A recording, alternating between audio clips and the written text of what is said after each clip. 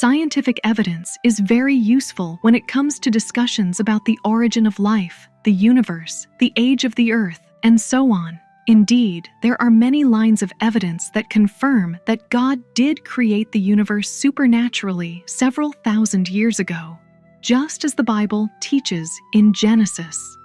In fact, the scientific evidence is so compelling that many creationists simply cannot understand how anyone could possibly believe in evolution.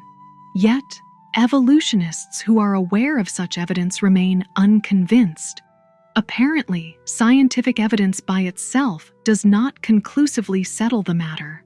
Nonetheless, it is important to be aware of a few of the leading scientific arguments for biblical creation. So, let's begin with some great but not ultimate lines of evidence that confirm Genesis. One of the most compelling, commonly used scientific arguments for creation involves the field of information knowledge theory. In this technological age, we are inundated with all sorts of information every day, but few people stop to consider what information really is and where it comes from. Scientifically, we can define information as a coded message containing an expected action and intended purpose. Under this definition, the words from things such as books, documents, and letters all qualify as information. They are encoded. The words represent ideas. The expected action is that the reader will read and act upon the words, and the intended purpose is that the reader will become persuaded and better able to defend the Christian faith. DNA also contains information. DNA is a long molecule found within living cells and resembles a twisted ladder. The rungs of the ladder form a pattern of base pair triplets that represent amino acid sequences, the building blocks of proteins. DNA contains the instructions to build the organism. So, different organisms have different DNA patterns. DNA qualifies under the definition of information. It contains an encoded message. The base pair triplets represent amino acids and has an expected action, the formation of proteins, and an intended purpose, life. Whenever we find any sort of information, certain rules or theorems apply. Here are two such theorems. First, there is no known law of nature, no known process, and no known sequence of events that can cause information to originate by itself in matter. Second, when its progress along the chain of transmission events is traced backward, every piece of information leads to a mental source, the mind of the sender. The first tells us that matter does not spontaneously generate information. The second tells us that only a mental source, a mind, can generate new, creative information. In one sense, these theorems are hardly profound. We take for granted that when we read a book, it has an author.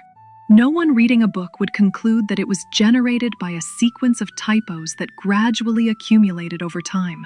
Now, certainly a book might be a copy of a copy of a copy, but you take it for granted that a mind is ultimately responsible for the information therein, regardless of whether you agree with the information.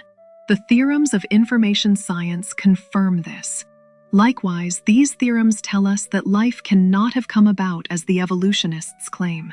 The information in DNA cannot have come about by mutations and natural selection, because the laws of information theory tell us that all information comes from a mind. But the information in DNA makes sense in light of biblical creation. It was by the mind of God that the initial information was placed in the DNA of the original organisms on Earth. That information has been copied many times, and some of it has been lost. But the information in our DNA ultimately comes from the mind of God, not by a random chance process. The laws of information theory confirm creation. So, do you have anything that you would like to add? Yes. You say that information cannot generate itself. But what about mutations? They consist of information too, and occasionally have survival value, and can help organisms survive under certain circumstances. This is true, but it is not relevant to the argument. Mutations have never been observed to add brand new information, and thus they cannot be the driving mechanism of evolution. Sometimes mutations will cause a section of DNA to get duplicated, but does this really increase the information? Not at all.